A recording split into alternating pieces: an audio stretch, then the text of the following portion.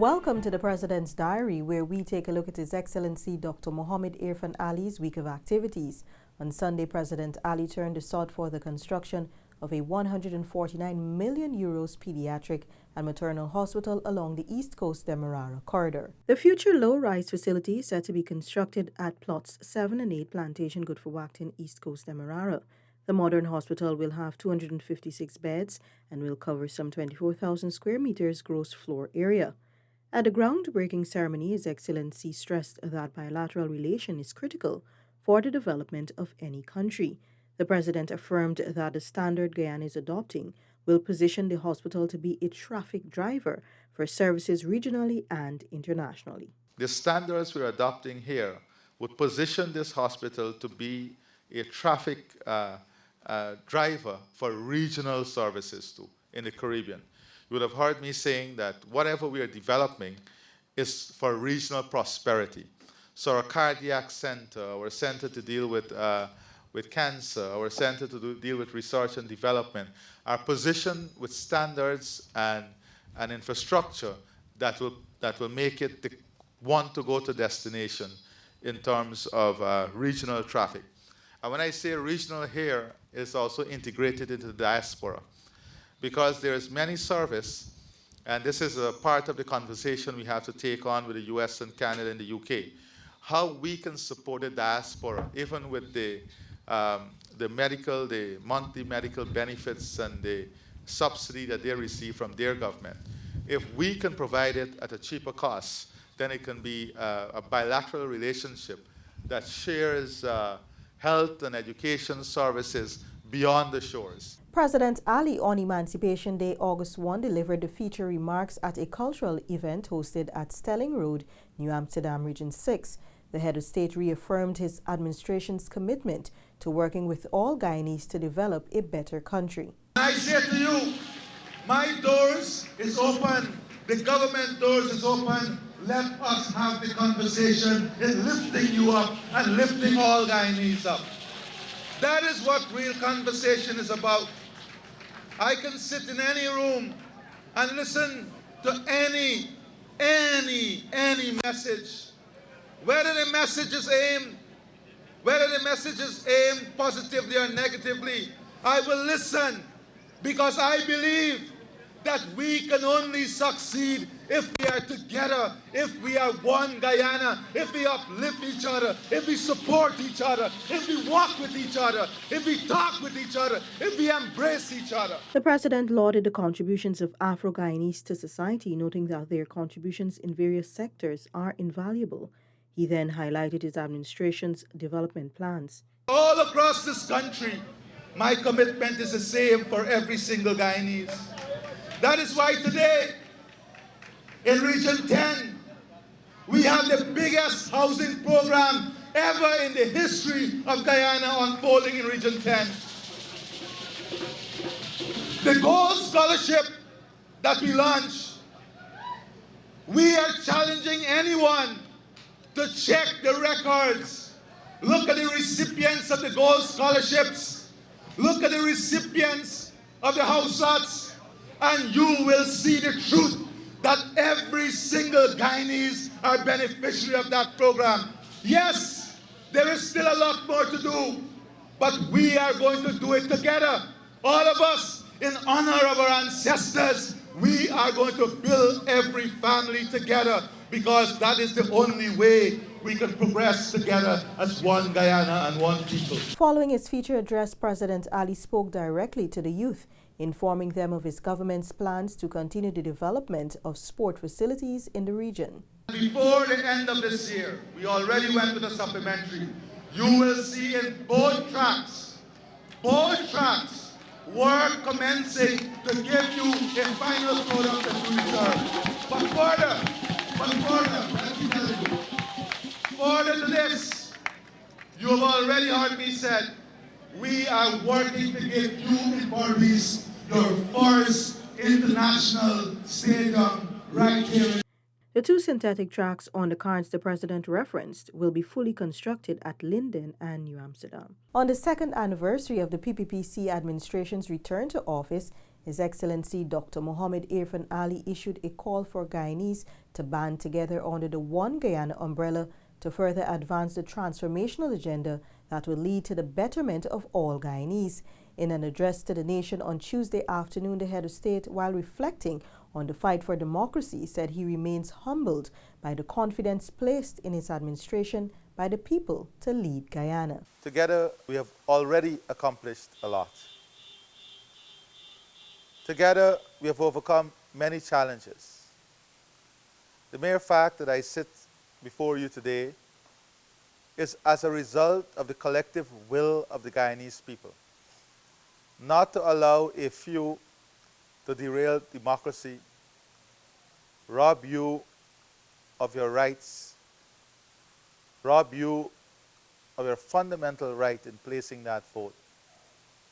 It is the collective efforts of so many Guyanese from different walks of life, with the help of the international community and those who love democracy, love the rule of law, and love freedom, that has allowed us this opportunity to serve you. Residents of Pigeon Island, East Coast Demerara, can soon look forward to major developments with the allocation of some $80 million for road works and other community enhancement projects. The announcement was made by His Excellency Dr. Mohamed Irfaan Ali, who led an outreach to the community on Tuesday. These roads, we want to involve you in the development. We want you to take responsibility. So we are going to work in finding the technical skilled people in this community. And we're going to design a project in which we will give you a concrete service road in this community. The government, the engineers, and the community will work together. We'll hire people from right here in your community to be part of the development process. The head of state noted that through a consultative process, 3 priority areas were identified for development in Pigeon Island: land regularization and upgrade of the roads and drainage networks. His Excellency on Thursday proposed a number of key factors for consideration by regional energy ministers and other stakeholders to develop a concrete plan that will see the transition to renewable energy use in an environmentally sustainable and economically viable manner. Dr. Ali was addressing the International Solar Alliance 4th meeting of the Regional Committee of the Latin America and Caribbean region, hosted at the Arthur Chung Conference Center, Liliendaal. To understand that the world is in transition. And transition means that there is a gap that needs to be filled. And what fills that gap is a question that we must answer. How do we fill that gap? What is the cost of filling the gap? What is the most sustainable way of filling that gap until the world can transition to the position we want it to be? Those are important elements of any discussion we must have. We must not fool ourselves that the transition is a cheap process. We have not mastered the technology, nor have we been able to demonstrate from a financial and economic model that any singular transition application is sustainable in the long run. There are many questions asked today about solar. Where is the supply of batteries coming from? What is the replacement cost of the batteries? What is the environmental damage in dumping those batteries? And how do we work on recycling those batteries? What will be those challenges when it comes before us? Let us use these forums to advance those discussions. Meanwhile, President Ali also called on the energy ministers to consider hydrogen as the renewable source of the future. We cannot have this conversation without putting hydrogen as a separate opportunity for the future and then examine that potential of hydrogen, because hydrogen is the future. Let me be very clear on this. I'm sorry to disappoint you guys, but hydrogen is the future. And we have to start designing a strategy that looks at green hydrogen and how that is formulated. Because the reality is, if hydrogen is in the future, and the financial implication is that banks and the international community is willing to finance hydrogen against solar, then unfortunately it's the death of solar. This is the reality. If the world moves into a direction that we're going to push hydrogen, then the financing from hydrogen has to come from somewhere. And if hydrogen is the preferred investment for sustainable energy and for renewables in the future, then definitely the type of resources behind solar will not be there. It's the reality, it's an equation. We can't advance all the renewables at the same time. So this is the type of hard questions that we have to answer. I'm not saying that is the answer. I'm saying that is one suggestion. His Excellency said he wants the Guyana Defense Forces Air Corps to be the premier air corps in the region. The Commander-in-Chief of the Armed Forces made a statement on Thursday afternoon while addressing the ranks of the Air Corps hangar at Timeri. This must be the go-to air corps for any country in the region seeking training or seeking to build their capacity. That's the first thing. The second thing is that Air Corps Guyana is not Air Corps GDF. Air Corps Guyana will be Air Corps Guyana. This will now be the new training ground for people who will transition into civil aviation in the future, having a technical skills, a technical capability. This has to be the premier institution. Our standards are no longer GDF standards. We are going to build the standards to be the best in class. An action plan, the President noted, is being crafted to ensure that the existing gaps are filled.